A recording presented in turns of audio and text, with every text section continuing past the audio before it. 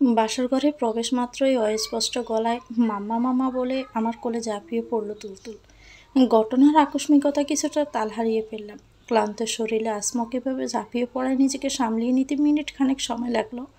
আমি চোখ তুলে চাইলাম সামনের পুরুষটার দিকে, যার কোল থেকে তুলতুল অনায়াসে লাফিয়ে আমার কোলে এসেছে। তাকে দেখাচ্ছে নির্বিকার, নির্লিপ্ত, অতি স্বাভাবিক। মেরুন রঙের পাঞ্জাবি গায়ে জড়ানো, ঠোঁটে স্বভাবত মৃদু হাসি। দুহাত আড়াআড়িভাবে ভাঁজ করে দাঁড়িয়ে আছেন ধ্রুব, আমার স্বামী ধ্রুব। এ তো কয়েক ঘন্টা আগেই 3বার কবুল বলে ধ্রুবর সাথে আমার বিয়ে হয়েছে। সবার কাছে বিয়েটা স্বাভাবিক হলেও আমাদের দুজনের মধ্যে ছিল শখানেক শর্ত। এসব শর্ত মেনেই বিয়েটা হয়েছে। অবশ্য বিয়ে হওয়ার পেছনে সবচেয়ে গুরুত্বপূর্ণ এবং মূল কারণ হলো তুলতুল। পরীর মতো দেখতে 1.5 বছর বয়সী একটা মেয়ে, নাম তার পূর্ণতা। তুলতুল পাখি আমার কোলে আসো, ওনার গায়ে ময়লা জীবাণু আছে, আমার কাছে না হলে জীবাণু তোমাকে খেয়ে ফেলবে। ধ্রুবর আদুরো কণ্ঠস্বর শুনে আমার মস্তিষ্ক সচল হলো। পরক্ষণে ওনার কথাগুলো বুঝে উঠতেই চ্যাত করে জ্বলে উঠল আমার পুরো শরীর। ক্ষীণ রাগ নিয়ে তীক্ষ্ণ চোখে চাইলাম ধ্রুবর দিকে। তার ঠোঁট জোড়ে সরল হাসি। দুহাত বাড়িয়ে তুলতুলকে নিজের কাছে নিতে চাইছেন, তবে ওনার কথায় কোনো লাভ হলো না। হয়েছে তার বিপরীত। তুলতুল আবারও মাম্মা মাম্মা বলে আমার গলা শক্ত করে জড়িয়ে ধরেছে। ওনা থেকে আড়াল হতে আমার গালে মুখ লুকিয়ে রেখেছে। মনে মনে কিছুটা আনন্দিত হলাম। ধ্রুব আবারও কিছু বলবেন তার আগেই মণি মানে ওনার মা এসে রুমে উপস্থিত। আমার দিকে শান্ত চোখে কিছুক্ষণ সে থেকে রাগী চেহারায় তাকালেন ওনার ছেলের দিকে। গম্ভীর মুখ তেজি কণ্ঠে বলে উঠলেন, বাবুকে ওর কোলে দিয়েছিস কেন? সারাদিন বিয়ের এত ঝামেলায় মেয়েটা ক্লান্ত হয়ে গেছে দেখছিস না? আমি দিয়েছি নাকি? তোমার নাতনি নিজে মেয়ের কোলে লাফিয়ে পড়েছে। ধ্রুব সহজ সরল স্বীকারোক্তি হয়তো মণি পছন্দ হলো না, তাই তো ভীষণ রকম খেপে উঠলেন তিনি। চোখ গরম করে ধ্রুবকে এক রামধমক দিয়ে বললেন, এক থাপ্পড় দিব বেয়াদব। মেয়ে মেয়ে বলছিস কাকে? হ্যাঁ, ও তোর বউ হয়, ঠিকভাবে সম্মান দিয়ে কথা বল। আমি চুপচাপ এনাদের দুজনের তর্ক বিতর্ক দেখছি। তুলতুলো মাথা তুলে তার ডাগর ডাগর চোখ দুটো দিয়ে তাদেরকে দেখছে। ধ্রুব চেহারায় ভয়াবহ বিরক্তিতে আদার নেমে এসেছে। ব্রুজোয়ার মাঝে রয়েছে বিরক্তির সরল রেখা। হয়তো আমার সামনে এভাবে বকাবকি করায় অপমানিত বোধ করছেন। বাসর ঘরে নতুন বউয়ের সামনে মায়ের মুখে রামধমক খাওয়া এটা নিশ্চয়ই কোনো ছেলের জন্য গর্বে বুক ফুলানোর বিষয় না। প্রথম রাতে ইজ্জতের ফালুদা হওয়ায় চোখে মুখে কাঠিন্যতা এনে নিঃসুপে দাঁড়িয়ে রইলেন তিনি। আর কোনো কথা বাড়ালেন না। মণি আবার আমার সামনে এসে তুলতুলকে নিজের কাছে নিয়ে নিলেন। মণি রাগ দেখেই হয়তো তুলতুল কিছুই বলল না, তবে সাথে সাথে তার মুখটা গোমড়া হয়ে গেল। অন্ধকার হয়ে গেল তার মিষ্টি মুখখানা। মুখ দেখে বোঝা যাচ্ছে ভীষণ অভিমান হয়েছে তার। আমি মণি উদ্দেশ্যে নরম সুরে বললাম, মণি আজ না হয় পূর্ণ আমার কাছেই থাকুক, আমার কোনো সমস্যা হবে না। কি অদ্ভুত, আমার কথাতেও তিনি খেপে গেলেন। আজ হয়তো কথায় কথায় ওনার রেগে যাওয়ার দিবস। মণি বেশ রাগান্বিত হয়ে বললেন, চট দিব একটা। মণি কাকে বলছিস? আগে মণি ডেকেছিস মানলাম, কিন্তু এখন থেকে মণিমা বলবি। পরের বার যেন বলে দিতে না হয়। আর তুলতুল আমার কাছেই থাকবে। সারাদিনের বিয়ের এত দখলে তোরা দুজনেই ক্লান্ত, তাই তোরা দুজনের বিশ্রাম নেই। আমি যাই, মহারানীর রাগ ভাগিয়ে আবার ঘুম পাড়াতে হবে। মণিমা চলে গেলেন। এই মহিলাটা খুবই অদ্ভুত, এক জাদুকরী মহিলা। অল্পতেই মানুষকে আপন করে ফেলার খুব ভালো জাদু জানেন তিনি। আমি নিজেও সে জাদুর কবলে পড়েছি। নিজের ভালোবাসা, অপেক্ষা আর মায়া সব কিছু বিসর্জন দিয়েছি এই বিয়ে নামক সম্পর্কের জন্য। শুধুমাত্র তুলতুল আর মণিমার মায়ায় জড়িয়ে বাধ্য হয়েছি বিয়েতে রাজি হতে। নিজের অতীতকে ছেড়ে দিয়েছি শুধুমাত্র তাদেরই জন্য। এক্সকিউজ মি মিসেস, যান ফ্রেশ হয়ে নিন। আমি এখন যাই, আমার ফ্রেন্ডদের সাথে একটু দেখা করে আসি। আমি নিঃশব্দে মাথা নাড়িয়ে সম্মতি জানালাম। ধ্রুব আমার দিকে কিছুক্ষণ চেয়ে থেকে রুম থেকে বেরিয়ে গেলেন। এই লোকটার সাথে আমার দেখা সাক্ষাৎ হয়েছে খুবই কম, যদিও বা ওনারা আমাদের দুঃসম্পর্কের আত্মীয়। তবে বিগত 15 বছরে আমাদের ফ্যামিলির মধ্যে কোনো প্রকার যোগাযোগ কিংবা পরিচয় ছিল না বললেই চলে। 2-1 মাস হলো ওনারা ঢাকায় শিফট করেছেন। 20 দিন আগে এক অপ্রত্যাশিত মুহূর্তে তুলতুল আর মণিমার সাথে আমার কাকতালীয়ভাবেই দেখা। এই সামান্য দেখাই খুব অনাকাঙ্ক্ষিতভাবে বিয়ে পর্যন্ত গড়িয়ে গেছে। আর এই সবটাই হয়েছে তুলতুলের মাম্মা ডাকের কারণে। বেশ খানিকটা সময় নিয়ে ফ্রেশ হয়ে রুমে আসলাম। পুরো রুম ফাঁকা। ধ্রুব সাহেব এখনও আসেননি। আমি একটা স্বস্তির নিঃশ্বাস ফেললাম। শরীর থেকে ভারী শাড়ি খুলতেই যেন বেশ হালকা হালকা লাগছে নিজেকে। অলস ভঙ্গিতে বিছানায় এসে এলিয়ে দিলাম ক্লান্ত শরীরটা। পুরো শরীর অসাড় হয়ে আসছে। পা ব্যথাটাও এখন আর অনুভব করতে পারছি না। আর মনের তীব্র ব্যথাটাও কেমন যেন মিলিয়ে গেল। অনেকগুলো নির্ঘুম রাতের পর আজ চোখে ঘুম ধরা দিয়েছে। প্রচুর ঘুমে চোখ দুটো বুজে আসছে আমার। হঠাৎই দরজা লাগানোর শব্দে ঝট করে চোখ মেলে তাকালাম। ধ্রুব এসেছেন। ওনার হাতে খাবারের ট্রে। তৎক্ষণাৎ বিদ্যুৎ ঝাটকা খাওয়ার মতো দ্রুত গতিতে মনে পড়ল আমার ভীষণ ক্ষুধা লেগেছে। ক্ষুধার্ত হওয়ার তীব্র জ্বালা অনুভব করলাম। সকাল থেকে কিছুই ঠিকমতো খাওয়া হয়নি। বিয়ের এত ঝামেলা দৌড়ঝাঁপে সব কিছু এলোমেলো হয়ে গেছে। আমি ধীরে ধীরে উঠে বসলাম। চোখ ছোট ছোট করে তবুর দিকে চেয়ে তাকে পরখ করতে লাগলাম। তবে আফসোস, মানুষটা বরাবরের মতোই নির্বিকার। ধ্রুব এগিয়ে আসলেন। বিছানার পাশের টেবিলে খাবার প্লেট রেখে কণ্ঠের নির্লিপ্ততা নিয়ে বললেন, আমাকে বাহিরে দেখে আম্মু রাগারাগি করছিল, তাই বলেছি আপনার জন্য খাবার আনতে বেরিয়েছি। আমি জানতাম আপনার নাম শুনলে রাগারাগি করবে না, ঠিক তাই হলো। চুপচাপ খাবার গরম করে আমার হাতে তুলে দিয়েছে। আপনার ক্ষুধা থাকলে খেয়ে নিন, আমি ফ্রেশ হয়ে আসছি। ধ্রুব আমার কোনো কথার অপেক্ষা না করে ওয়াশরুমে চলে গেল। আমি স্থির চোখে সেদিকে তাকিয়ে রইলাম কিছুক্ষণ। ইতিমধ্যে পেটে জ্বালা পড়া শুরু হয়ে গেছে। খাবার দেখে যেন ক্ষুধার পরিমাণ সেকেন্ডে সেকেন্ডে দ্বিগুণ হচ্ছে। আমি খাবারের ট্রে নিয়ে বিছানায় বসলাম। আস্তে ধীরে খাওয়া শুরু করলাম। কিন্তু কি অদ্ভুত ব্যাপার, ক্ষুধা থাকা সত্ত্বেও বেশি কিছু খেতে পারছি না। অল্পতেই ক্ষুধা মিটে গেছে। খাবার রেখে দিতে ধ্রুব রুমে আসলেন। তোয়ালে দিয়ে মাথা মুছতে মুছতে খাবারের দিকে চেয়ে বিস্ময় নিয়ে বললেন, খাবার কি আপনি খেয়েছেন, নাকি কোনো ইঁদুর টিঁদুর এসে খেয়ে গেছে? দেখে তো মনে হচ্ছে ইঁদুরই খেয়েছে। আমি চোখ ছোট ছোট করে ওনার দিকে সরু দৃষ্টি নিক্ষেপ করলাম। ওনার খোসা মারা কথা শুনে আমার ভীষণ রাগ হলো। তীব্র রাগ হওয়া সত্ত্বেও আমার স্বভাবগত অভ্যাসের কারণে তা অপ্রকাশিতই রয়ে গেল। আমি সন্দিহান কণ্ঠে বললাম, আমি খেয়েছি, আর আমি কোনো ইঁদুর না। সকালে আম্মু এসব দেখলে চিল্লাফাল্লা করে কান ঝালাফালা করে দিবে। ধ্রুব কথা শেষ করেই আমাকে চমকে দেওয়ার মতো একটা কাজ করলেন। বিছানায় বসে চামচ নিয়ে আমার এঁটো খাবার খেতে লাগলেন। ওনার এমন কাজ দেখে আমি চমকালাম। বিস্ময়ে রসগোল্লার মতো হলো আমার চোখ দুটো।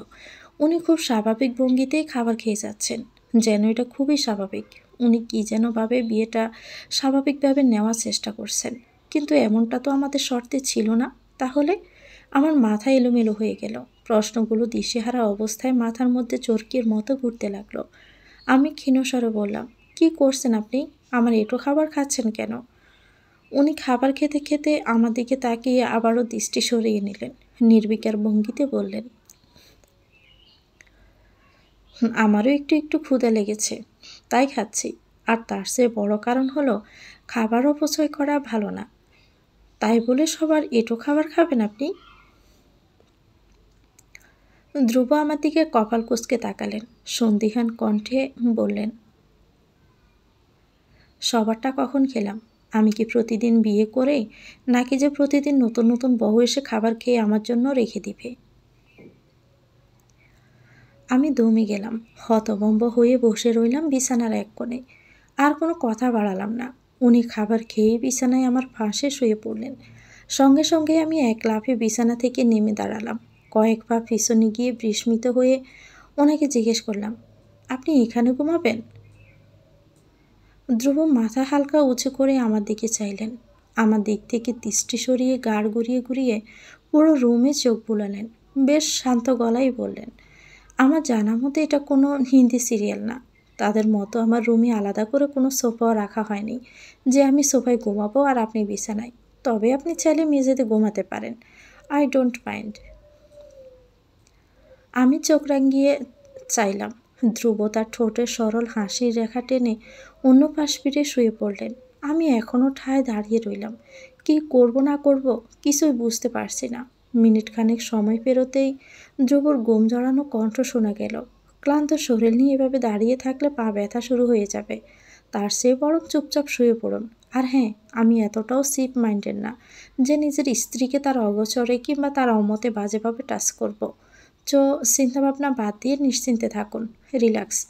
ওনার কণ্ঠস্বর ধীরে ধীরে জড়িয়ে যাচ্ছে। হয়তো ঘুমিয়ে পড়ছেন। আমি ছোট্ট করে একটা নিঃশ্বাস ফেললাম। ওনার কথা শুনে কিছুটা হলেও স্বস্তি ফিরে পেলাম।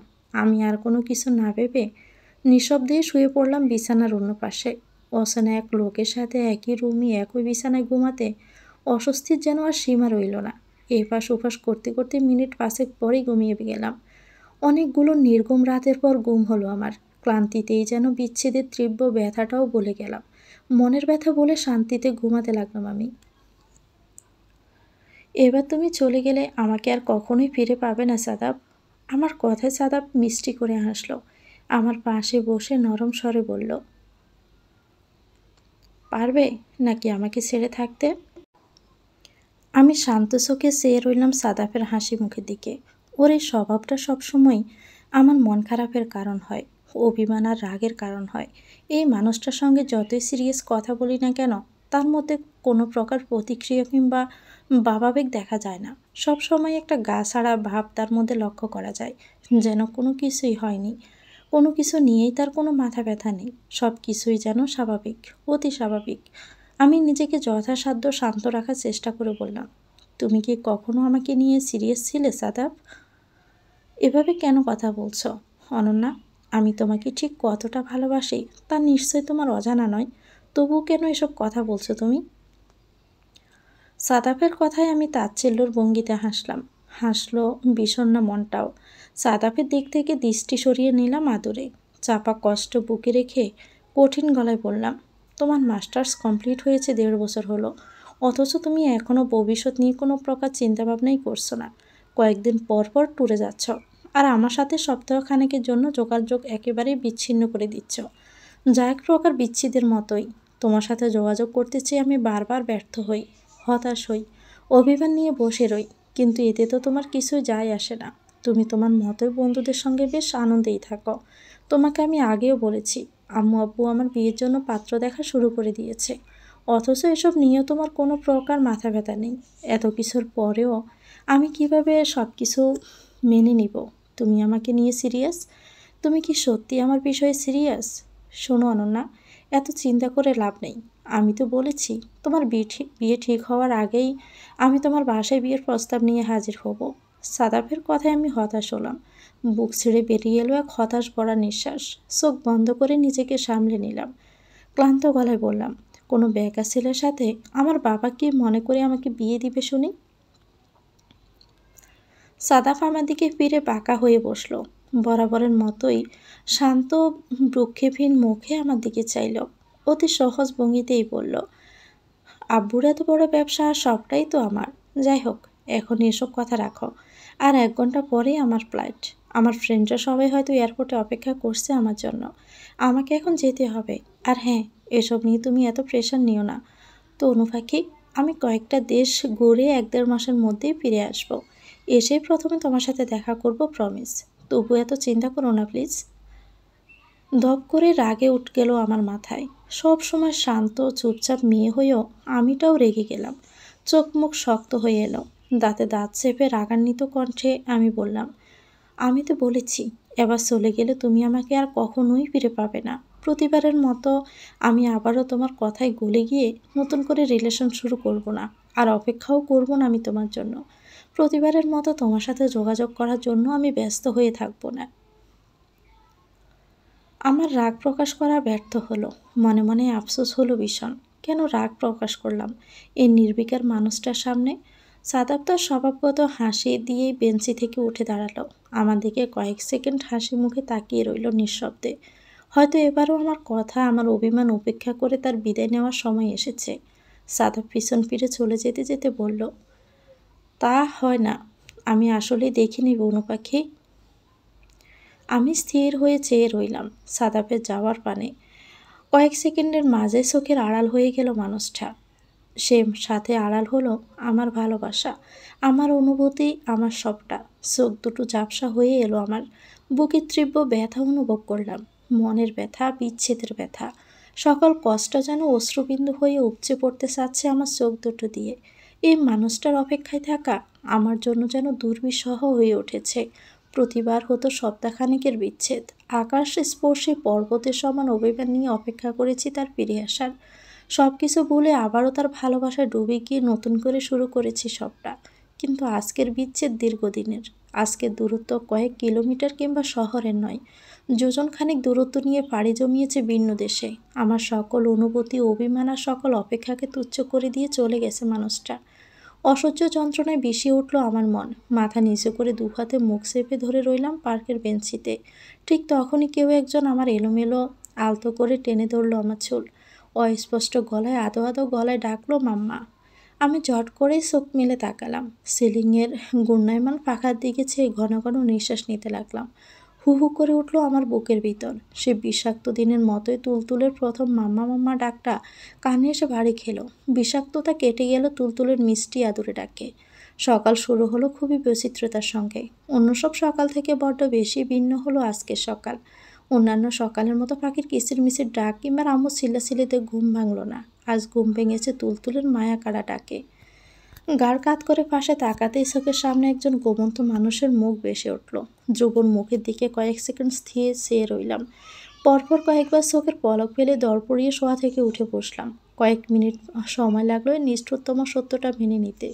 অবশেষে বুঝলাম আজ থেকে এটাই হবে আমার নতুন জীবন, আমার নতুন সকাল। প্রতিটি সকালে এই মানুষটার ঘুমন্ত মুখ দেখে আমাকে অভ্যস্ত হতে হবে। আমি দীর্ঘশ্বাস ফেললাম, চুলগুলো হাত খোপা করে গায়ে ভালো করে ওড়না জড়িয়ে নিলাম। দরজায় আবারও আঘাত পড়েছে। অনবরত ফুফু শব্দ বেজে যাচ্ছে। আমি মুচকি হাসলাম। বিছানা থেকে উঠে এসে দরজা খুলে তাকালাম সেই দিকে। ছোট এক লাল পরি পিছনে ঘুরে দাঁড়িয়ে আছে। একে একাই হেলছে দুলছে। জুতো জোড়া ইচ্ছে চাপ দিয়ে প্যাপু শব্দ তুলছে। আমি দরজায় একটু শব্দ করে তার দৃষ্টি আকর্ষণের চেষ্টা করলাম। সঙ্গে সঙ্গে তুলতুল তার প্যাপু জুতা পরা পায়ে ছোট ছোট কদমে ফেলে ভেতরে আসলো। খুশিতে আত্মহারা হয়ে জড়িয়ে ধরলো আমায়। দুহাত উঁচু করে কোলে আসার জন্য মাম্মা মামা বলে অনুনয় করলো। কি সুন্দর সকাল, মিষ্টি একটা সকাল। অন্য সব সকাল থেকে বড্ড বেশি সুন্দর। আমি তুলতুলকে কোলে নিয়ে বিছানায় এসে বসলাম। একটু পরে তুলতুল হামাগুড়ি দিয়ে আমার কোল থেকে নেমে গেল। পর মুহূর্তে লাফিয়ে পড়ল ধ্রুবর বুকে। ছোট ছোট হাতে ওনার গালে থাপ্পড় দিয়ে অনবরত ডেকে যাচ্ছে, মাম্মা, মাম্মা ঘুম, ওঠো। আমি মৃদু হাসলাম। বুঝলাম তুলতুল ধ্রুবকেই মাম্মা বলে ডাকে। তুলতুলের ডাকে ধ্রুব চোখ মুখ কুঁচকে ফেললেন। চোখ ছোট ছোট করে দৃষ্টি নেয় তার বুকের উপর বসে থাকা তুলতুলের দিকে। খানিকটা বিস্মিত হয়ে ঘুম ছড়ানো কণ্ঠে জিজ্ঞেস করলো, আম্মু, তুমি রুমে আসলে কিভাবে, বা দরজাই বা খুললো কিভাবে? আমি দরজা খুলেছি। আমার কথা শুনে ধ্রুব চমকে গিয়ে আমার দিকে তাকালেন। চোখ জোড়া বড় বড় করে কয়েক সেকেন্ড তাকিয়ে থেকে এক প্রকার লাফিয়ে উঠে বসলেন তিনি। তুলতুলকে কোলে আগলে নিয়ে নিজের শার্ট ঠিক করতে করতে অপ্রস্তুত হয়ে বললেন, ও আপনি, আপনি আমার বউ। কাল আমাদের বিয়ে হয়েছে, তাই না?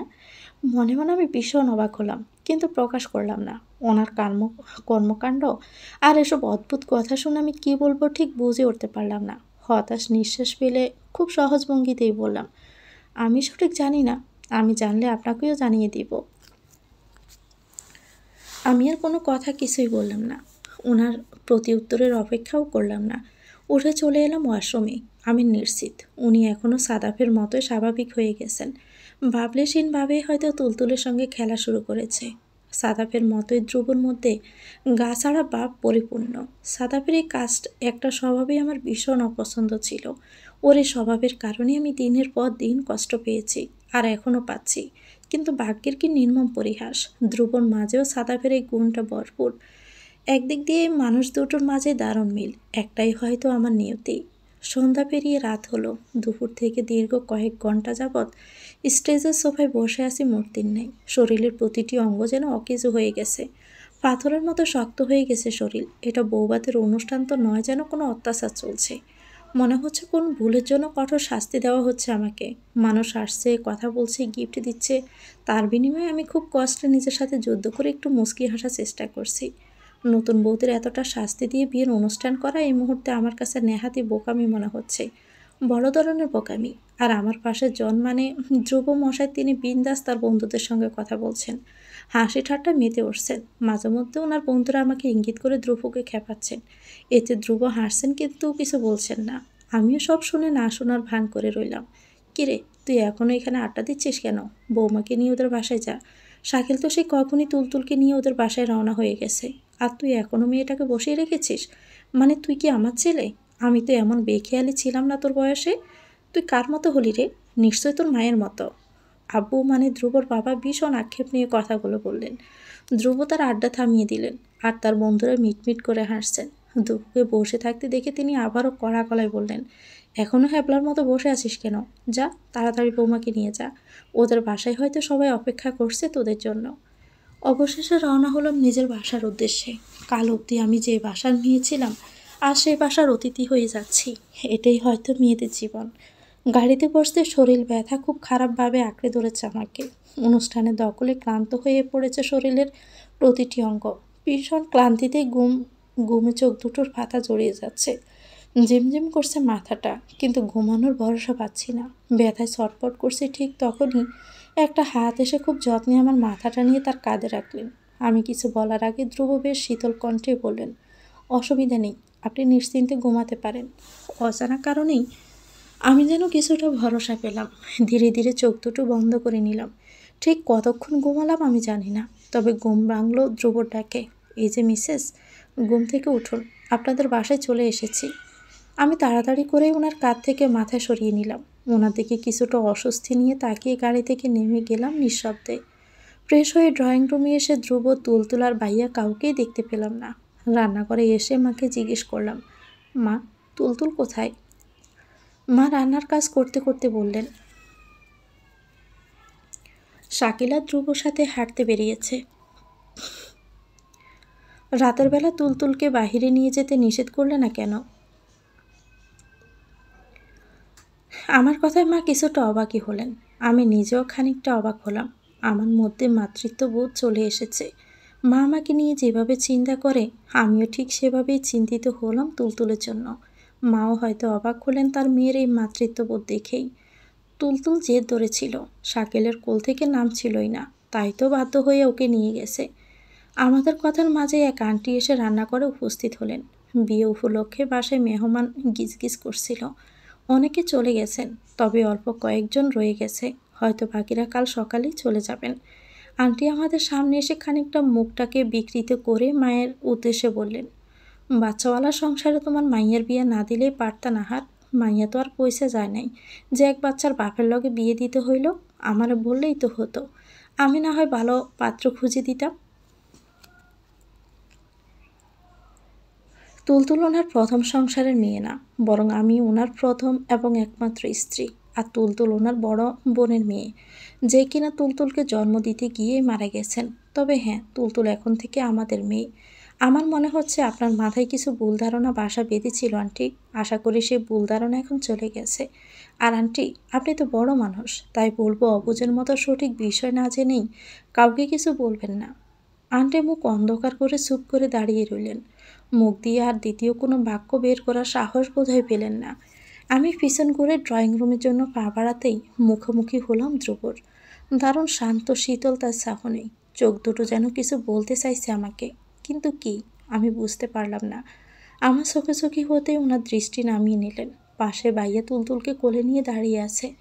আমি মলিন হাসলাম, হাত বাড়িয়ে তুলতুলকে নিজের কাছে নিতে চাইলাম। তুলতুল অনায়াসে আমার কোলে আসলো। আশ্চর্যজনকভাবেই মেয়েটা আমার কোল থেকে হাত বাড়িয়ে আন্টির কোলে যাওয়ার জন্য মরিয়া হয়ে উঠল। আমি কপাল কুঁচকালাম। একটু আগেই তো আন্টি তুলতুলকে তুচ্ছ করে কথা বলেছিলেন, আর এই মেয়ে কিনা তার কোলেই যেতে চাইছে। আমাকে অবাক করে দিয়ে আন্টি হাসি মুখে তুলতুলকে কোলে নিলেন। খুব আদরে গলায় কথা বলতে লাগলেন তুলতুলের সঙ্গে। আমি নিঃশব্দে দেখলাম, কিন্তু তেমন কিছুই বললাম না। ধ্রুবর দিকে ফিরে তাকাতে খেয়াল করলাম তিনি এখানে নেই, চলে গেছেন হয়তো কিছুক্ষণ আগেই। আমি আর সেদিকে পাত্তা দিলাম না। উনি ওনার মতো থাকবেন, আমি তার বিষয়ে কোনো প্রকার নাক গলাবো না, এটাই তো আমাদের শর্তে ছিল। আমি ছোট একটা শ্বাস ফেলে ভাইয়ের সঙ্গে চলে গেলাম। রাতের খাবার শেষ হয়েছে প্রায় ঘন্টাখানেক আগে, তবু আমি ড্রয়িং রুমে ঠায় বসে আছি। এর কারণ হলো আমার রুমে যেতে ইচ্ছে করছে না। ধ্রুব আমার রুমে থাকায় অস্বস্তি বোধ করছে খুব। ভেবেছিলাম তুলতুল আমাদের সাথেই থাকবে আমার রুমে, কিন্তু তার হলো না। তুলতুল ভাইয়ের গলা জড়িয়ে ধরে অনেক আগে ভাইয়ের রুমে ঘুমিয়ে গেছে। খুব চেষ্টা করেও তাকে আনা গেল না। আর কোনো উপায় না পেয়ে হতাশ হয়ে আমার রুমের উদ্দেশ্যে পা বাড়ালাম। রুমের পাশে বেশ খানিকটা সময় পায়চারি করে অবশেষে রুমে গেলাম। রুমের ভিতরে আসতে আমার মেজাজ খারাপ হলো। তরতর করে মাথায় রক্ত উঠে গেল।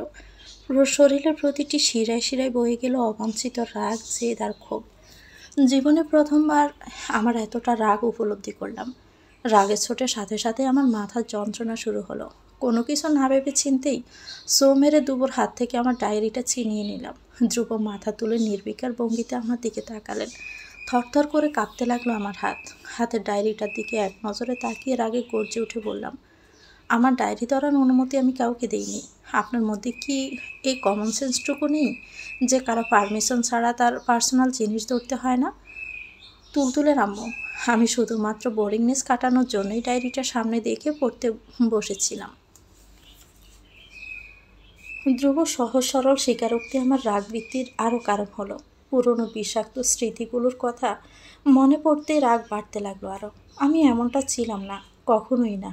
রাগ প্রকাশ করা আমার স্বভাবের মধ্যে কখনোই ছিল না। কিন্তু আজ পারলাম না নিজেকে রাগ সামলিয়ে রাখতে। কিছুতেই পারলাম না আমি নিজেকে কন্ট্রোল করে রাখতে। কারো পার্সোনাল ডায়েরি পড়া কোনো গল্পের বই পড়ার মতো না। নিজের বোরিংনেস কাটানোর জন্য হয়তো গল্পের বই পড়া যায়, তবে কারো একান্ত ব্যক্তিগত অনুভূতিগুলোর ব্যবহার করা মোটেও সামান্য বিষয় না। আমি রাগে ফুঁসতে লাগলাম, তবে ধ্রুবর মাঝে কোনো প্রকার ভাবান্তর ঘটল না। ঠিক যেন সাদাফের মতোই সে নির্বিকার নির্লিপ্ত। সব কিছুই স্বাভাবিক, যেন কোনো কিছুই হয়নি বা কোনো কিছু ঘটেইনি এখানে। আপনি শুধু শুধুই রেগে যাচ্ছেন তুলতুলের আম্মু। ডায়েরি পড়ায় কোনো সমস্যা হওয়ার কারণ তো আমি দেখছি না। আপনার প্রাক্তনের কথা তো আমি আগে থেকেই জানি, তবে আপনার প্রাক্তন যে এতটা বেপরোয়া তা এখন জানলাম। আমার রাগের পরিমাণ আরও বৃদ্ধি পেল। কিছু বলার শক্তি পেলাম না। গলার মাঝে আটকে গেল সকল কথা। অসহায় বোধ করলাম রাগ প্রকাশ করতে না পেরে। দুচোখ দিয়ে উপসে পড়তে লাগলো নোনা জল। আর কোনো কথা না বাড়িয়ে ছুটে আসলাম বারান্দায়। দরজা লাগিয়ে নিজেকে বন্দি করে নিলাম অন্ধকার বারান্দার মাঝে। এই অন্ধকারটাই এখন আমার শান্তির জায়গা, স্বস্তির জায়গা, ফেলার জায়গা। ২১ দিন আগের স্মৃতিগুলো আমার মাথায় চড়ে বসলো। বিচ্ছেদের দাহনে ফুটতে লাগলো আমার মন। কে বুঝবে এই অসহ্য যন্ত্রণা? মানুষটা কি আদৌ জানতে পেরেছে আমার বিয়ের কথা? সত্যি সত্যি আমাদের বিচ্ছেদের কথা, আমার ব্যর্থতা আর তার বেখেয়ালির কথা। বারান্দার এক কোণে চুপটি মেরে বসলাম। মাথায় তীব্র যন্ত্রণা শুরু হয়েছে। বিষাক্ত স্মৃতিগুলো মস্তিষ্কে দিশেহারা হয়ে ছুটে চলেছে। সব কিছুই যেন এলোমেলো লাগলো আমার কাছে। ২১ দিন আগে আসমকাই চুলে টান পড়ায় আমি মাথা তুলে তাকালাম। সাথে সাথে ছোট্ট বাচ্চা একটা মেয়ে তার আদো আদো গলায় মাম্মা বলে ডাকলো আমায়। আমি থমকে গেলাম। অদ্ভুত এক অনুভূতির সঙ্গে পরিচিত হলাম। জীবনে প্রথমবার মাম্মা ডাক শোনার এক অদ্ভুত অনুভূতি। হাতের উল্টো পিঠে চোখের জল মুছে নিজেকে স্বাভাবিক করে নেওয়ার চেষ্টা করলাম খুব। বাচ্চা মেয়েটা আবারও আমায় মাম্মা বলে ডাকলো। আমি তার মাথায় হাত বুলিয়ে বিস্মিত হয়ে জিজ্ঞেস করলাম, তুমি এখানে কেন বাবু? আমার কথা শুনে মেয়েটা কি বুঝলো আমি জানি না, তবে দেখে মনে হলো বেশ খুশি হয়েছে। আমার জামা টেনে ধরে কোলে উঠতে চাইলো। ছোট্ট বাচ্চা, আমার বরাবরই খুবই ভালো লাগে। আর এই মেয়েটা একটু বেশি মায়াবী আর কিউট, তাই হয়তো আমার মন খারাপ নিমিষেই উবে গেল। আমি তাকে কোলে তুলে নিতেই এক মধ্যবয়সী মহিলার কণ্ঠস্বর শুনতে পেলাম। নতুন নতুন হাঁটা শিখেছে, তাই বাহিরে আসতে বেশি তরতর করা শুরু করেছে পাখনিটা।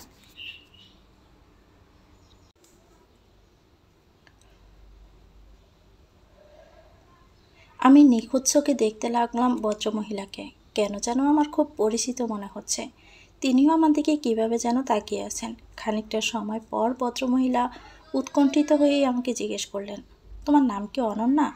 তোমার মায়ের নাম নাহার না? আমি চমকে গেলাম। থমথমে গলায় ছোট করে বললাম। সঙ্গে সঙ্গে তিনি আমার পাশে বসে পড়লেন। খুশিতে আত্মহারা হয়ে আমাকে হালকা জড়িয়ে ধরে বললাম, আমি তোর মণি আন্টি, ভুলে গেছিস? ছোটোবেলা তো মণি আন্টি বলে জান দিয়ে দিতি। আমি হতভম্ব হয়েই বসে রইলাম। মেয়েটা এখনও আমার কোলে বসে আছে, আমার চুলগুলো নিয়ে খেলছে। আমি কিছুটা সময় চুপ থেকে ভাবলাম, তারপরে হাসি মুখে বললাম, চেনা চেনা লাগছিল, কিন্তু অনেক দিন পর দেখলাম তোমায় তো, তাই প্রথমে আমি চিনতে পারিনি। কিন্তু এ বাবুটা কে? আমার নাতনি পূর্ণতা, ডাকনাম হলো তুলতুল। আমি হাসলাম। তুলতুলের নরম গালে হাত রেখে বললাম, তুলতুল কে নাম রাখলো? অনেক কিউট নামটা। কে আবার? ধ্রুব রেখেছে। আমি মৃদু হাসলাম। তুলতুলকে নিজের সাথে মিশিয়ে নিয়ে ওকে জিজ্ঞেস করলাম, তুলতুল কি মোহনাপুর মেয়ে? আমার কথা শোনার সাথে সাথে খেয়াল করলাম মণি আন্টির চোখে জল এসে পড়ল। আমি কৌতূহলী চোখে চেয়ে রইলাম ওনার দিকে। তিনি কিছুটা সময় নিয়ে তারপর মলিন মুখে বললেন, ও মোহনার মেয়ে, কিন্তু মোহনা বেঁচে নেই অনু। তুলতুলের জন্মের কয়েক ঘন্টার মাথায় আমার মেয়েটা আমাদের সবাইকে ছেড়ে চলে গেছে। আমি থমকে গেলাম। হঠাৎ করেই যেন গুলিয়ে গেল সব কিছু। ছোটবেলা মোহনা আপুর কাছে এটা ওটা নিয়ে কত বায়না করেছি আমি। দেখা হলে তার পিছু পিছু লেগে থাকতাম। যেদিন শুনেছিলাম ওনারা সবাই ঢাকা থেকে চলে যাবেন, সেদিন আমি খুব কান্না করেছিলাম, শুধুমাত্র মোহনা আপুর জন্য। আজ শুনছি সে হাস্যোজ্জ্বল কিশোরীটা আর নেই। বুকটা আমার ধক করে কেঁপে উঠল। 15 বছরে একটা বারও দেখার সুযোগ পেলাম না মোহনা আপুর। তবুও সেই পুরনো মায়াটা আবারও জাগ্রত হলো। চুলের টান পড়ায় আমার হুঁশ ফিরল। তুলতুলের দিকে তাকাতে মন খারাপে জেগে বসলো আমার মাথায়। তুলতুলের কথা ভেবেই বিষাদে ছেয়ে গেল আমার মন। মা ছাড়া কীভাবে ছিল এটুকু বাচ্চা মেয়েটা, আর বাকিটা জীবনই বা কীভাবে থাকবে? নিজেকে কোনো রকম সামলিয়ে ক্ষীণ স্বরে প্রশ্ন করলাম, তুলতুলের বাবা কোথায়? মণি আন্টি তাচ্ছিল্যর ভঙ্গিতেই হেসে বললেন, বিয়ে করেছে 2 মাস হলো। তুলতুল এতদিন আমার কাছেই ছিল, কিন্তু ওর বাবার বিয়ের পর ওনাদের সাথে সম্পর্ক ছিন্ন করে তুলতুলকে নিয়ে একেবারের জন্যই ঢাকায় চলে এসেছি। আমি চাই না তুলতুল ওর বাবার পরিচয় জানুক। যে কিনা নিজের সন্তানের কথা ভাবার সময় পায় না, তার পরিচয় নিয়ে বড় না হওয়াই ভালো। আমি একটা দীর্ঘশ্বাস ফেললাম। আর কোনো কথা বাড়ালাম না এই বিষয় নিয়ে। মণি আন্টি আর তুলতুলকে নিয়ে বাসায় চলে আসলাম। এতগুলো বছর পর মণি আন্টিকে দেখে আমার মা কেঁদে কেটে বুক বাসালেন। তারপর সবাই মিলে আবারও পুরনো দিনের মতো আড্ডার আসর জমালেন। তবে আবার নতুন সদস্য হিসাবে তুলতুলও আছে সবার মাঝে। এতে যেন সবার আনন্দের পরিমাণ আরও দ্বিগুণ হলো। কি অদ্ভুত একটা মায়া জড়িয়েছে মেয়েটা আমার সাথে। প্রতিদিন আমার সাথে দেখা না করলেই তার চেঁচামেচি শুরু হয়ে যায়। খেলাধুলা, খাওয়া দাওয়া সব কিছু বন্ধ করে সারাক্ষণ মাম্মা মাম্মা বলেই কান্নাকাটি করে মেয়েটা। জেদ নিয়ে বসে থাকে সারাদিন। মণি আন্টি বাধ্য হয়েই তুলতুলকে নিয়ে আসেন প্রতিদিন আমাদের বাসায়। ঘণ্টাখানেক সময় থেকে আবার চলে যেতে চাইলে আবারও তুলতুলের পাগলামো শুরু হয়। এভাবে যাচ্ছিল কিছুদিন। তারপর একদিন হুট করে মণি আন্টি আম্মুর কাছে তার ছেলের জন্য আমার হাত চাইলেন। আমাকে তার ছেলের বউ করে তুলতুলের মা হওয়ার সুযোগও দিতে চাইলেন। আমার হাত ধরে অনুরোধ করলেন তিনি। তবে আমি কিছু বললাম না। হতভম্ব হয়ে শুধু শুনে গেলাম মণি আন্টির কথা। রাত হতে অস্থির হয়ে গেলাম সাদাবকে খুঁজতে। বারবার ফোন করে তার সাথে কথা বলতে চাইলাম, কিন্তু অসহায় হলো আমার ভাগ্য। বরাবরের মতোই ব্যর্থ হলাম সাদাফের সাথে যোগাযোগ করতে। এই প্রথম ভীষণ কষ্ট হলো সাদাফের বেখেয়ালিতে। তার বেপরোয়া স্বভাবের জন্য নিজেকেই খুব দুর্ভাগা মনে হলো। ঘরবন্দি করে নিলাম নিজেকে। দিনের পর দিন হন্য হয়ে সাদাফের সাথে একটু কথা বলার সুযোগ খুঁজে বেড়াতাম। রাতের পর রাত নির্ঘুম কাটাতে লাগলাম। কান্না করে দুচোখ ফুলিয়ে আবারও চোখের পানি ঝাপটা দিয়ে বসে থাকতাম। তবুও ফিরে পেলাম না আমার ভালোবাসা। আর না যোগাযোগ করতে পারলাম সাদাফের সাথে। অভিমান নিয়ে কথা বলাটাই যেন এবার সত্যি হতে লাগলো। সত্যি মনে হতে লাগলো সাদাফ ট্যুর থেকে ফিরে এসে আমাকে আর পাবে না। অভিমানের বলা কথাটা এভাবে যে সত্যি হয়ে জানলে কখনোই মুখ দিয়ে কথা বলতাম না। আর অন্যদিকে তুলতুলের প্রতিও আমার মায়া জন্মে গেল। মেয়েটা আমার কাছে মায়ের ভালোবাসা খুঁজে বেড়াতো। আর মণি আন্টি, তার ভালোবাসার কাছে আমি বরাবরই অসহায়। কোনো কিছুই আর আটকানো সম্ভব হলো না। একদিন হুট করে মণি আন্টি ফোন করে বললেন, অনুমা, একটু কষ্ট করে তোদের বাসার কাছে যে রেস্টুরেন্ট আছে ওখানে যাবি। আর 3 দিন পরেই তো বিয়ে। আমি চাই ধ্রুবর সাথে বিয়ের আগে তুই একবার দেখা করে নি। আমার এই অনুরোধটা তুই রাখ মা। অনুরোধ? ওনার মুখে কি অনুরোধ শব্দটা মানায়? মোটেও না। যে মানুষটা আমাকে নিজের মেয়ে জায়গায় বসিয়েছে, আদৌ কি তার কথার বিপক্ষে যাওয়া আমার পক্ষে সম্ভব? আমি ক্ষীণ স্বরে জিজ্ঞেস করলাম, কখন যেতে হবে মণি আন্টি? মণি আন্টি খুশি হয়ে বললেন, আধ ঘন্টার মধ্যে গেলেই হবে। আমি ধ্রুবকে বলবো তোর জন্য অপেক্ষা করতে, তাই তাড়াহুড়া করার দরকার নেই। আমি ফোন রেখে আয়নার সামনে এসে দাঁড়ালাম। আয়নায় নিজেকে দেখতে যেন বাকরুদ্ধ হয়ে গেলাম। মাত্র 16 দিনে শরীরের স্বাস্থ্য হ্রাস পেয়েছে অস্বাভাবিক মাত্রায়। চোখের নিচে পড়েছে নিখুঁত কালো কালির লেখা। চোখ, ঠোঁট মুখ শুকিয়ে একদমই বিধ্বস্ত অবস্থা। এভাবে কি ধ্রুবর সামনে যাওয়া ঠিক হবে? আকাশ পাতাল চিন্তা ভাবনা করে অবশেষে রওনা হলাম। প্রায় 40 মিনিট সময় নিয়েছি রেস্টুরেন্টে আসার জন্য। রেস্টুরেন্টে আসার সাথে সাথে মনে পড়লো আমি ধ্রুবকে চিনি না। ছোটবেলা দেখেছিলাম, কিন্তু বড় হওয়ার পর আর দেখা হয়নি। রেস্টুরেন্টের ভিতরে এসে থমকে দাঁড়ালাম। আশেপাশে নজর দিয়ে কাউকে ধ্রুব হিসাবে চিনতে পারলাম না। হঠাৎ করে খেয়াল করলাম কর্নারের একটা টেবিল থেকে এক লোক হাতের ইশারায় আমাকে ডাকছে। আমি কিছুক্ষণ সেই থেকে সেদিকে পা বাড়ালাম। টেবিলের সামনে এসে নিঃশব্দে দাঁড়িয়ে রইলাম। এই মানুষটাই ধ্রুব কিনা তা নিয়ে এখনও ক্ষীণ সন্দেহ আছে। কিরে, দাঁড়িয়ে আছিস কেন? বসে পড়। কি হলো, এভাবে ড্যাব ড্যাব করে তাকিয়ে আছিস কেন? আমি হতভম্ব হয়ে তাকিয়ে রইলাম সামনের মানুষটার দিকে। অপরিচিত একটা মেয়েকে কত সুন্দর নির্দ্বিধায় তুই সম্বোধন করে কথা বলছে, যেন আমি তার খুবই চিরেচানা, খুবই কাছের একজন মানুষ। আমি এবার সত্যি তার দিকে ড্যাব ড্যাব করে তাকিয়ে আছি। জানালা দিয়ে হুড়মুড়িয়ে সূর্যের আলো এসে পড়ছে তার গায়ে। হালকা ব্রাউন কালারের চোখ দুটো চিকচিক করছে আলোতে। অগোছালো চুল আর হালকা ভাঁজ পড়া সাদা শার্টে কি অদ্ভুত না দেখাচ্ছে তাকে। গাল ভর্তি দাড়িগুলো একদম অবাঞ্ছিত মনে হচ্ছে, যেন বহু অবেলায় বেরিয়ে উঠেছে তারা। বেপরোয়া একজন মানুষ। এই মানুষটাকে আমি আগে কখনোই দেখিনি। দেখেছি বলে মনেও পড়ছে না আমার। তোকে কি এখন নিমন্ত্রণ দিতে হবে বসার জন্য? আম্মু তো আমাকে বলেনি এ কথা। আমার জানা থাকলে অবশ্যই একটা নিমন্ত্রণপত্র নিয়ে আসতাম। এখন যেহেতু আনিনি, তাই চুপচাপ বসে পড়নু। লোকটার কথায় আমি বুঝলাম তিনি ধ্রুব। আমার মনে থাকা ক্ষীণ সন্দেহ দূর হলো। আমি আমার হকচকিত ভাবটা কাটিয়ে উঠলাম। নিজেকে স্বাভাবিক রাখার চেষ্টা করে তার সামনে চেয়ারে বসে পড়লাম মূর্তির মতো। আমি বসার সঙ্গে সঙ্গে তিনি আবারও কথা বলা শুরু করলেন। কণ্ঠে হতাশা প্রকাশ করে বললেন, আমি লাস্ট তোকে দেখেছিলাম তখন তোর বয়স 6 কিংবা 7 বছর ছিল। তবু আমি তোকে দেখা মাত্রই চিনে ফেললাম। আর আমি তো তখন কত বড় ছিলাম, তারপরও তুই আমাকে চিনতে পারলি না? এটা কেমন কথা? আমি সরু চোখে তার দিকে তাকালাম। বেশ স্বাভাবিকভাবেই নরম সুরে বললাম, আপনার মুখ ভর্তি দাড়ি কিংবা এমন অগোছালো ভাব তো আগে ছিল না, তাই তো আমি চিনতে পারিনি। আর হ্যাঁ, আপনি যে বারবার আমাকে তুই সম্বোধন করছেন, এটা আমাকে বিভ্রান্ত করার জন্যই করছেন, তা আমি খুব ভালো করে বুঝতে পারছি। কিভাবে বুঝলি? আমি নিজেকে যথাসাধ্য গম্ভীর করে তুললাম। চাহনি তীক্ষ্ণ করে কড়া গলায় বললাম, আপনার সাথে কোনো কালেই আমার এতটা ঘনিষ্ঠ একটা সম্পর্ক ছিল না যে এতদিন পর দেখা হওয়ায় এভাবে আন্তরিক ভঙ্গিতে কথা বলতে হবে। তাই দয়া করে আমার সাথে এভাবে কথা না বললেই আমি খুশি হব। ওকে ওকে, রেগে যেতে হবে না। আমি তো জাস্ট আপনার সাথে একটু মজা করছিলাম।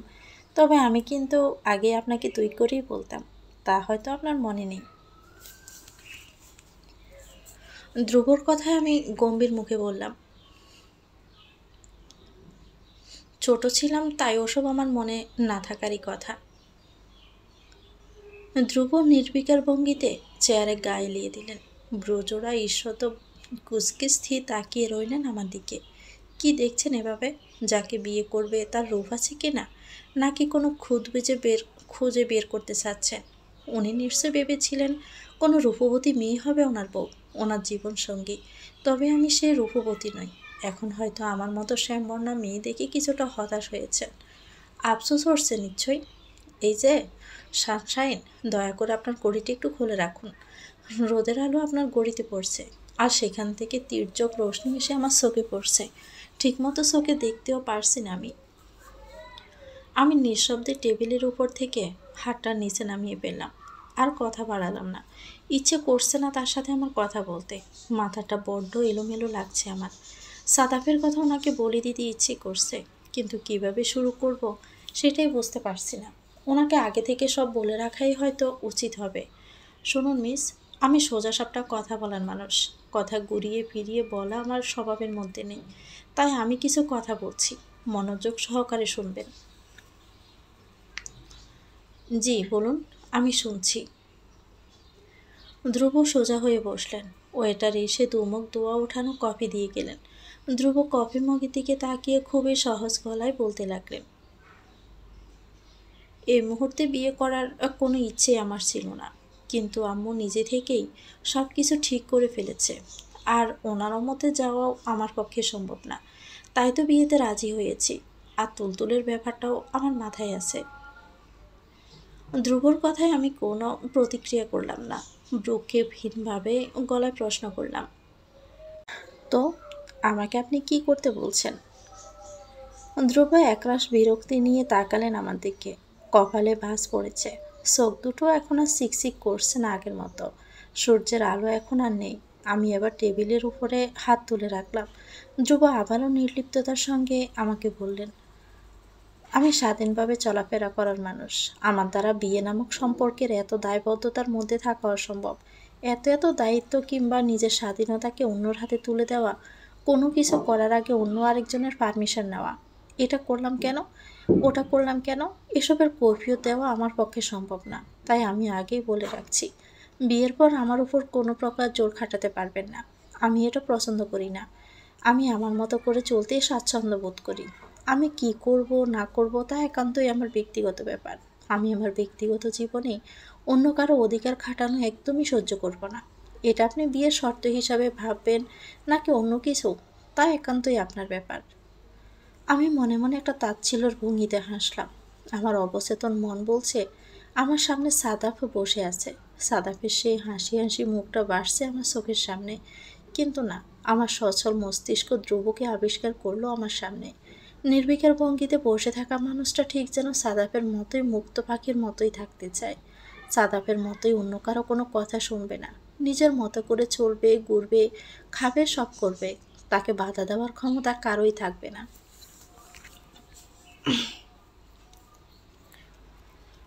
আমি মৃদু হেসে নরম গলায় বললাম, কারো উপর অধিকার খাটানোর ইচ্ছে আমার নেই। আমি বিয়েতে রাজি হয়েছি শুধুমাত্র তুলতুলের জন্য আর মনি আন্টির কথা রাখার জন্য। আপনি কে, আপনি কি করেন বা ভবিষ্যতে কি করবেন, দেশ এসব আমার ভাবার বিষয় না। যাক, তাহলে আর কোনো চিন্তা নেই। এবার নিশ্চিন্তে আমি আপনাকে বিয়ে করতে রাজি। তবে এই শর্তগুলো যেন সবসময় মনে থাকে। বিয়ের পর আবার প্যারাময় স্ত্রী হয়ে আমাকে প্যারা দেওয়ার কথা চিন্তাও করবেন না। আমি হালকা করে মাথা নাড়িয়ে সম্মতি জানালাম। ধ্রুব আর কোনো কথা বলেন না। আমি বড় করে একটা শ্বাস নিয়ে নিজেকে শক্ত করলাম। নিম্ন স্বরে বললাম, আমারও কিছু কথা বলার ছিল আপনাকে। ধ্রুব নির্লিপ্ত চাহনি আবার আমার মাঝে নিবদ্ধ হলো। নিঃশব্দে চেয়ে রইল মিনিট খানেক সময়। কফের মগ হাতে নিয়ে দৃষ্টি নামিয়ে অত্যন্ত সহজ গলায় বলল, নিশ্চয়ই আপনার রিলেশন আর প্রেমিকের কথা, তাই তো? বিস্ময়ে আমি হতবাক। অবাক দৃষ্টিতে ধ্রুবর দিকে তাকালাম। বুঝতে চেষ্টা করলাম তার ভাবাবেগ। তিনি আগে থেকেই কিভাবে বুঝলেন আমি এসব বলতে চাই? উনি কি মানুষের মন পড়তে জানেন, নাকি আমার বিষয়ে আগে থেকে কোনো খোঁজখবর নিয়ে রেখেছেন? আমার মনে প্রশ্নের খেল চলছে। সে খেলা থামিয়ে দিবে ধ্রুব শান্ত গলায় বলল, অবাক হওয়ার কিছু নেই। আপনাকে দেখে যে কেউ বুঝতে পারবে আপনি মানসিক চাপের মধ্যে আছেন। দুশ্চিন্তা অথবা নির্ঘুমে আপনার চেহারা বিবর্ণ হয়ে গেছে। আর চোখের অবস্থা নাইবা বললাম। সবাই হয়তো ভাবছে বিয়ের চিন্তা এমন হচ্ছে, তাই কেউ কিছু বলছে না। তবে আমার মনে হচ্ছে এই বিয়ে নিয়ে আপনার এতটা মানসিক চাপ থাকার কথাও না। বাকিটা আরেকটা প্রেমিকের কথা। এখন আপনাকে দেখে মনে হচ্ছে আমার ধারণাই ঠিক। আমি ফুঁস করে শ্বাস ছাড়লাম, দৃষ্টি নামিয়ে নিলাম তার থেকে। লোকটাকে বেপরোয়া মনে হলেও তিনি আসলে বেপরোয়া না। হয়তো কিছু কিছু জিনিস খুব নিখুঁতভাবে শনাক্ত করতে পারে। আর আমি না বললেও হয়তো তিনি সব বুঝে যেতেন। হ্যাঁ, আপনার ধারণাই ঠিক। আমি আর আমার অতীত লুকিয়ে রেখে আপনাকে অন্ধকারে রাখতে চাই না। আমি চাই না পরে অন্য কারো কাছ থেকে এসব শুনে আপনার মনে হোক যে আমি আপনাকে ধোঁকা দিয়েছি, মিথ্যে বলেছি। তাই আমি আমার দিক থেকে সব কিছু ক্লিয়ার করতে চাই। ধ্রুব হাসলেন, খুব সহজ সরল হাসি। কফির মগে চুমুক দিয়ে কপাল কুঁচকে ফেললেন। হয়তো কফি ঠান্ডা হয়ে গেছে। কফির তিক্ত স্বাদে মুখ এমন বিকৃতি হয়েছে তার। পরক্ষণেই তিনি কফির মগ রেখে নিজেকে সামলিয়ে বললেন, আপনার সাহস দেখে মুগ্ধ হলাম। তবে যাই হোক, আপনার অতীত নিয়ে আমার কোনো মাথা ব্যথা নেই। নিশ্চিন্তে থাকুন। 3 দিন পর বিয়ে, তা নিয়ে চিন্তা করুন। আমি আর কিছুই বললাম না। মিনিট 5 নিঃশব্দে কাটিয়ে দিলাম দুজনেই। খানিকক্ষণ পর আমি ধ্রুবর কাছ থেকে বিদায় নিয়ে উঠে দাঁড়াতেই ধ্রুব ডাকলেন, এই যে শুনুন। আমি ভ্রু উঁচিয়ে জিজ্ঞাসা দৃষ্টিতে নিক্ষেপ করলাম ওনার দিকে। উনি বরাবরের মতোই সহজ গলায় বললেন, আপনি একদম তুলতুলের মতো হয়েছেন। সরি, মানে তুলতুল দেখতে আপনার মতো হয়েছে। তুলতুলের ঠোঁটের উপরেও আপনার মতো তিল আছে। যদিও তুলতুলের তিলটা ততটাই স্পষ্ট এখনও হয়নি, তবে আমি খেয়াল করেছি। আর আমার কাছে ওই তিলটা খুব ভালো লাগে। তবে এখন আপনার এই থুতনির নিচের বড় তিলটা ভালো লেগেছে। আই থিঙ্ক তুলতুলের থাকলেও ভালো লাগতো। আমি হতবিহ্বল চোখে ধ্রুবর দিকে তাকিয়ে রইলাম। এই লোক এতক্ষণ ধরে আমার মুখের তিলগুলো নিয়ে গবেষণা করেছে। এজন্যই কি আমার দিকে ওভাবে তাকিয়েছিলেন? ওনার কথার প্রতি উত্তরে কী বলা উচিত তা আমার মস্তিষ্ক খুঁজে বের করতে পারলো না। মস্তিষ্ক ব্যর্থ হলো তার কথা জবাব দিতে। আমি মলিন হেসে পা বাড়ালাম রেস্টুরেন্টের দরজার দিকে। পিছন ফিরে তাকালাম না। ধ্রুবকে দেখে যতটুকু ধারণা হয়েছে তা অনুযায়ী ধ্রুবর কোনো মাথা ব্যথা নেই আমার নিঃশব্দে চলে যাওয়া নিয়ে। ধ্রুবর গাছাড়া ভাব সাদাফের মতোই প্রখর। অবশেষে কি তাহলে সাদাফের মতো একজনকে আমার বিয়ে করতে হবে? সারা জীবন কি তাহলে সাদাপের এই বেপরোয়া স্বভাবটা আমার কাছে ধ্রুবর মাঝে দেখতে হবে? আমার ভালোবাসা হারিয়েছে, আমার সুখ হারিয়েছে, নির্গম রাত কাটাচ্ছি সাদাপের অপেক্ষায়। আমি জানি সাদাপ আসবে না, তবুও ব্যর্থ অপেক্ষা করে নিজেকে সান্ত্বনা দিচ্ছি। আর আমিও পারবো না তার সঙ্গে যোগাযোগ করতে। সাদাপ হয়তো কোনো এক অচেনা দেশে ট্যুর দিয়ে বেড়াচ্ছে বন্ধুদের সাথে, বেপরোয়াভাবে মুক্ত পাখির মতো। তার চিন্তা নেই তার ভালোবাসা নিয়ে, তার অনুপাখিকে নিয়ে। সাদাপ এবার নিজের অজান্তে তার অনুপাখিকে হারিয়ে ফেলল। এই তিক্ত সত্যটা কি মানতে পারবে সাদাপ? বর্তমান। তুলতুলের আম্মু, আপনি ঠিক আছেন তো? দরজাটা খুলুন। ধ্রুব কথাগুলো বলার সাথে সাথে বারান্দার দরজা আস্তে করে আঘাত করলেন। আমার ধ্যান ফিরল। খানিকটা নেড়ে চেড়ে বসলাম আমি। হাতের উল্টো পিঠে চোখের জল মুছে নিলাম। এখন আর নিজের মধ্যে কোনো প্রকার রাগের উপস্থিতি টের পেলাম না। সকল রাগ এখন মন খারাপে পরিণত হয়েছে। আচ্ছা তুলতুলের আম্মু, আমি সরি, আমার ভুল হয়েছে। আপনার পারমিশন ছাড়া ডায়েরি ধরা, আমি আমার ভুল স্বীকার করছি। আপনি দয়া করে রুমে আসুন প্লিজ। আসমকে খেয়াল করলাম ধ্রুব বেশ কিছুক্ষণ ধরে আমাকে তুলতুলের আম্মু বলে ডাকছে। অতিরিক্ত রাগের কারণে এতক্ষণ খেয়াল করিনি, কিন্তু হঠাৎ করে এভাবে ডাকছেন কেন? আন্টির সামনে তুলতুলকে আমাদের মেয়ে বলে পরিচয় দিয়েছি তাই? আমি ডায়েরিটা সামনে নিয়ে কিছুক্ষণ তাকিয়ে রইলাম। একটা দীর্ঘশ্বাস ফেলে উঠে বারান্দা দরজা খুলে দিলাম। ধ্রুব হয়তো দরজায় হেলান দিয়ে দাঁড়িয়েছিল, তাই দরজা খুলে দেওয়ার সাথে সাথে ধ্রুব হুড়মুড়িয়ে আমার উপর এসে পড়ল। আমি এক হাতে তার বুকে ধাক্কা দিয়ে সরিয়ে দেওয়ার চেষ্টা করে বললাম, কি করছেনটা কি? সোজা হয়ে দাঁড়ান। ধ্রুব সোজা হয়ে দাঁড়িয়ে অপ্রস্তুত গলায় বলল, সরি, আমি আসলে খেয়াল করিনি আপনি দরজা খুলে দিয়েছেন। ধ্রুব কিছুটা থেমে আবারও বললেন, সোজা হয়ে দাঁড়িয়েছি তো, এবার আপনি হাত সরান আমার পার্সোনাল বুক থেকে। ধ্রুবর কথা শুনতে খেয়াল হলো আমার এক হাত এখনও তার বুকে রাখা। আমি চট করে হাত সরিয়ে ফেললাম। খানিকটা লজ্জাও পেলাম, তার চেয়ে বেশি বিস্মিত হলাম ওনার কথায়। পার্সোনাল বুক মানে কি? এসব কী ধরনের উদ্ভট কথাবার্তা? আমাকে চুপ থাকতে দেখে ধ্রুব শান্ত গলায় বললেন, আমি সরি, আমার উচিত হয়নি আপনার পার্সোনাল ডায়েরি পড়া, আর আপনার প্রাক্তনকে নিয়ে ওসব কথা বলাও আমার ঠিক হয়নি। আমি সরি তুলতুলের আম্মু। আমি কিছুক্ষণ স্তব্ধ হয়ে দাঁড়িয়ে রইলাম। ওনার দিকে সে থেকে থেমে থেমে বললাম, ইটস ওকে তুলতুলের আব্বু। আমি ধ্রুবকে পাশ কাটিয়ে রুমে আসলাম। পিছন থেকে ওনার মৃদু হাসির শব্দ শুনতে পেলাম। আমিও স্মিত হাসলাম। তোর ফোন বন্ধ কেন অনু? খেয়াল কই থাকে তোর? আমি বাইয়ার প্রশ্ন অগ্রাহ্য করে তুলতুলকে কোলে তুলে নিলাম। সাথে সাথে মেয়েটা খিলখিল করে হাসতে লাগলো। কত সুন্দর তার প্রাণবন্ত হাসি! ওর এই হাসি দেখে যেন পুরো ধরনী প্রাণোচ্ছল হয়ে ওঠে। তবে আশ্চর্যজনক ব্যাপার হলো, তুলতুল কিছুটা আমার মতো দেখতে হয়েছে। ধ্রুবর কথা মতো তুলতুলের ঠোঁটের উপরে তিলটাও একদম আমার সাথে মিলে যায়। যে কেউ দেখলে বিশ্বাস করে নিবে তুলতুল আমার মেয়ে। হ্যাঁ, আমারই তো মেয়ে। সানি তোকে কল দিয়েছিল, তোর ফোন বন্ধ পেয়ে আমার কাছেই কল দিয়েছে। এনে ফোন, কল দিয়ে এখন কথা বলে নে সানির সাথে। আমি হাত বাড়িয়ে ভাইয়ার কাছ থেকে ফোনটা নিয়ে বললাম, তুই এখন যা, আমার কথা বলা শেষ হলে আমি তোকে ফোনটা দিয়ে আসবো। এত তাড়া নেই তো, যখন ইচ্ছা ফোন দিয়ে আসিস।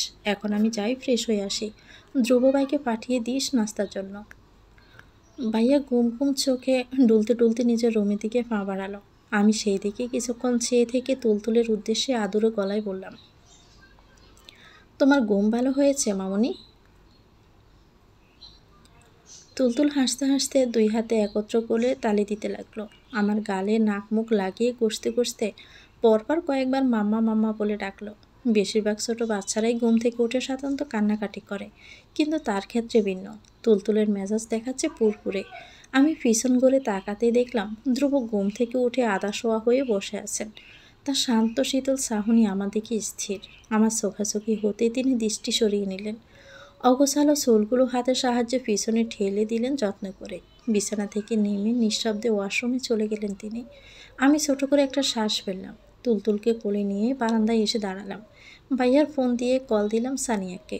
একবার রিং বাজতে ফোন রিসিভ হলো। হ্যালো অনু। হ্যাঁ শুনছি, বল।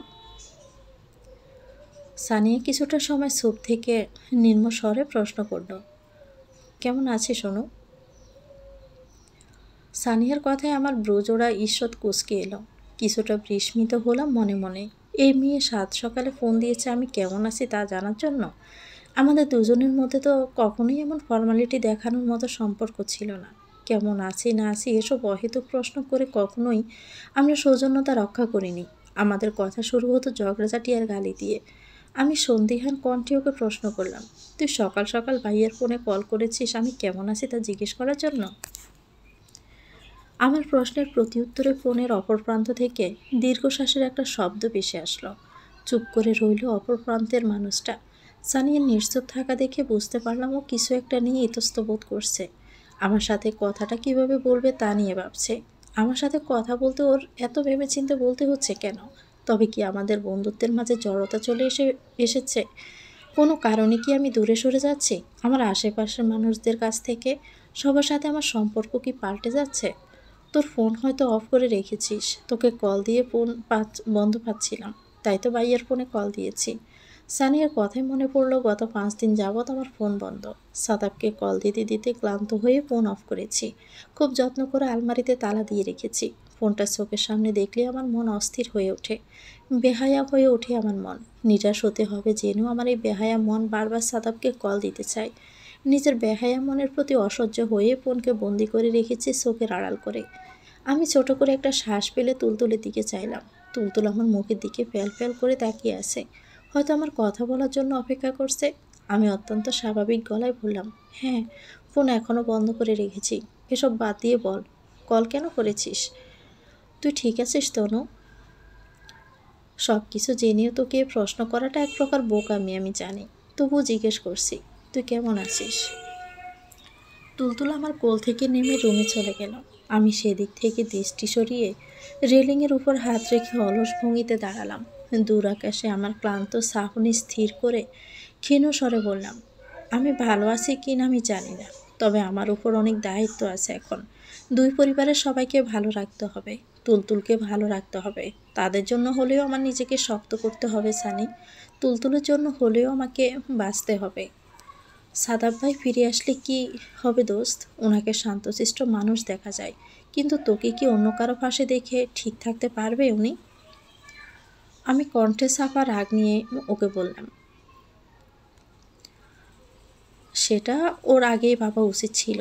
আমি অনেক চেষ্টা করেছি ওর সাথে যোগাযোগ করার, কিন্তু প্রতিবারই আমি ব্যর্থ হয়েছি। সম্পর্ক কখনো একজনের প্রচেষ্টা টিকে থাকে না, দুই পক্ষ থেকে সম্পর্ক টিকিয়ে রাখার প্রচেষ্টা চালিয়ে যেতে হয়।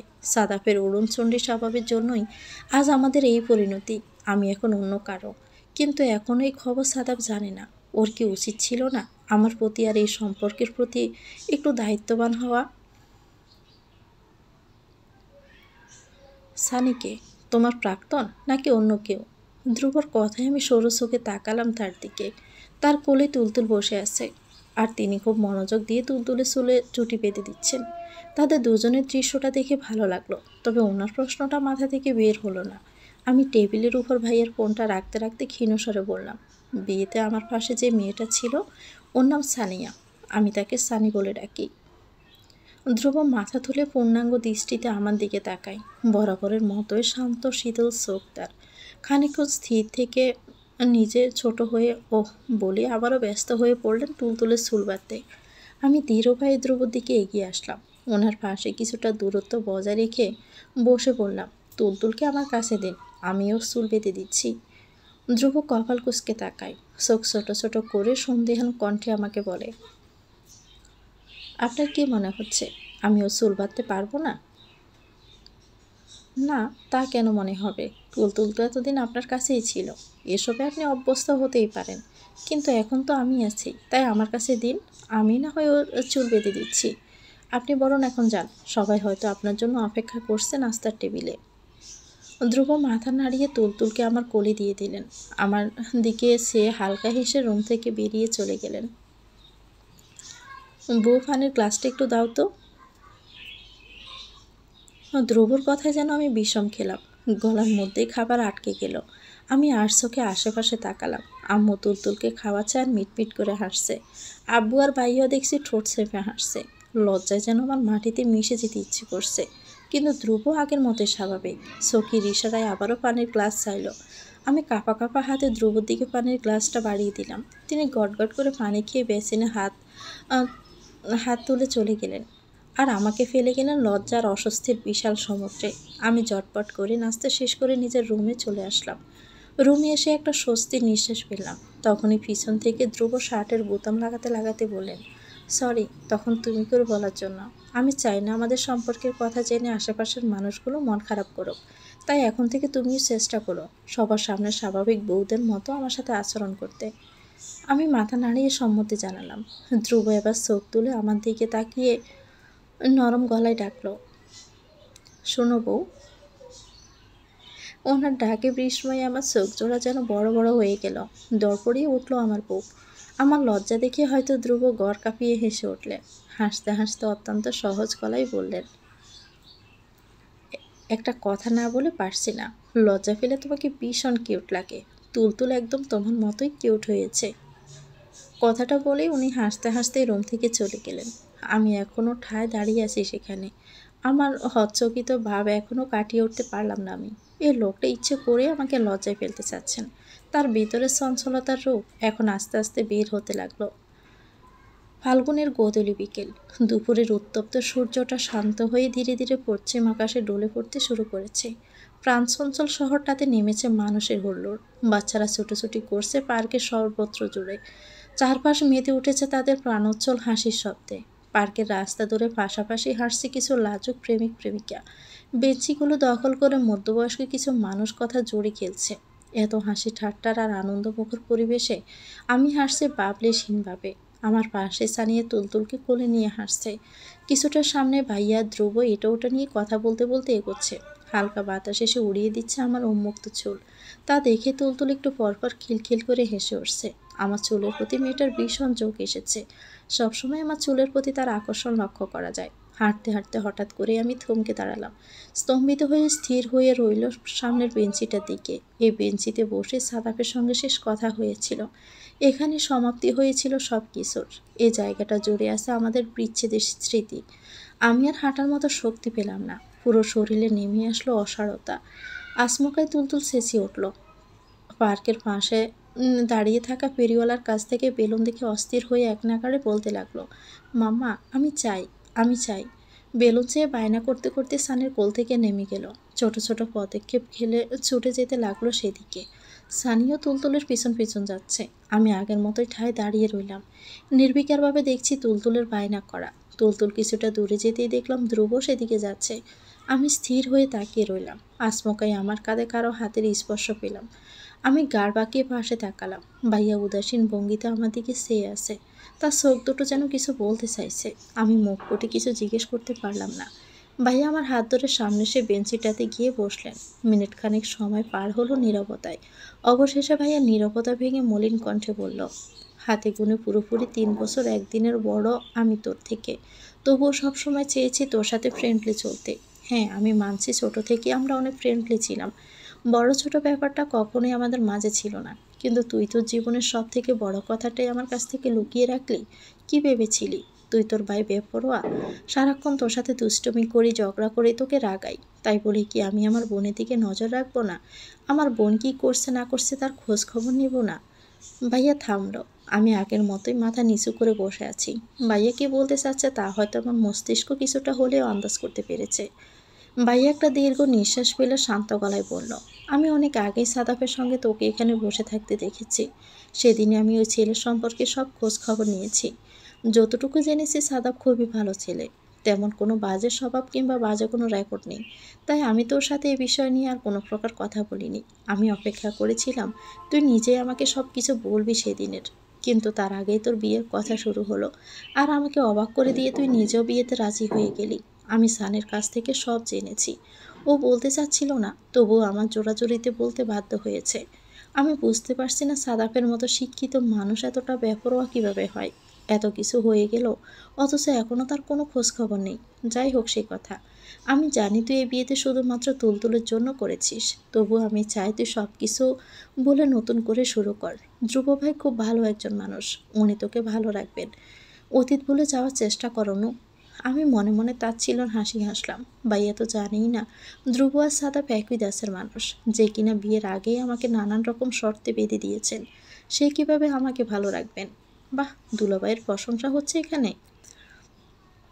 সানিয়ার কণ্ঠে আমি পিছন ফিরে চাইলাম। সানিয়া হাসি মুখে দাঁড়িয়ে আছে, ওর পাশে ধ্রুব তুলতুলকে কোলে নিয়ে দাঁড়িয়ে আছে। তো ভিউয়ার্স, এটা গল্পের প্রথম অংশ। পরবর্তী অংশ পেতে চ্যানেলটিকে সাবস্ক্রাইব করে আমাদের সাথেই থাকবেন। ভিডিওটি ভালো লেগে থাকলে একটি লাইক দিয়ে দিবেন, কমেন্ট করে জানাবেন কেমন লেগেছে। আল্লাহ হাফেজ, আসসালামু আলাইকুম।